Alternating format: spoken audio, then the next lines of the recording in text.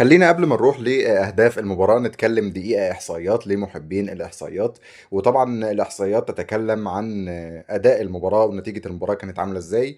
متوسط نسبة الاستحواذ للنادي الأهلي كانت 70%، الإسماعيلي 30%. الأهلي سدد 9 تسديدات، منهم 4 ما بين العارضتين والقائم أو القائمين والعارضة. والإسماعيلي سدد 3، منهم 2 فرص محققة شالهم محمد الشناوي، كان منهم ضربة حرة مباشرة في الدقيقة 88. والنادي الأهلي بالرغم من أنه سجل أهداف، لكن أحمد عادل عبد المنعم أيضا شال هدفين محققين غير الأهداف اللي جيت.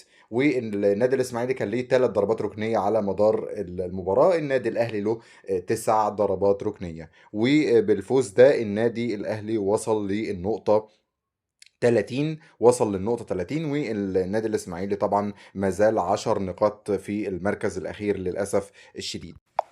وطبعا اهداف الاهلي كانت محمد علي بن رمضان تقدم في الدقيقه 29، وياسين مرعي سجل الهدف الثاني في الدقيقه 43. وطبعا النادي الاهلي اصبح في المركز الثاني 30 نقطه، بيراميدز 31 بعد فوزه على نادي انبي. لحد طبعا ما نشوف مباراه الزمالك وسموحه اللي هتلعب بعد قليل، لو الزمالك فاز يبقى النادي الاهلي هيرجع تاني للمركز الثالث، لان للمركز الرابع عفوا، لان النادي الزمالك هيبقى 31 نقطه هو الاخر في المركز الثالث. طبعا سيراميكا كليوباترا هو اول الدوري بعيد تماما 35 نقطة. مباراة الأهلي بقى القادمة في الدوري المصري هتكون طبعا مباراة الأهلي القادمة هتكون مع الجيش الملكي في الجولة السادسة دوري أبطال أفريقيا. لكن دلوقتي هنتكلم بالتفصيل عن مباراة الأهلي مع نادي الجونة، المباراة القادمة في الدوري المصري. إن شاء الله بإذن الله المباراة هتكون تاني أيام رمضان، كل عام وحضراتكم بخير، يوم 19/2/2026. المباراة هتكون في تمام الساعة 8:30 مساء بتوقيت المغرب،